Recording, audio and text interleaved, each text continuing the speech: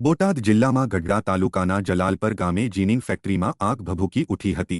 જલાલપર ગામે આવેલ ભૂમિ કોટન ઇન્ડસ્ટ્રીઝમાં અચાનક આગ લાગી હતી। જીન ફેક્ટરીના ગ્રાઉન્ડમાં પડેલ કપાસના ઢગલામાં અચાનક આગ ભભૂકી ઉઠી હતી। ઘટનાની જાણ થતાં ગઢડા, બાબરા અને દામનગરના ફાયર ફાઇટરો ઘટના સ્થળે પહોંચ્યા હતા અને 2 કલાકની ભારે જહેમત બાદ આગ પર કાબૂ મેળવ્યો હતો। આગની ઘટનામાં કોઈ જાનહાનિ નહીં થઈ હોવાનું સામે આવ્યું। આગ લાગવાનું કારણ અકબંધ છે અને કરોડો રૂપિયાનું નુકસાન થયું હોવાનો અંદાજ।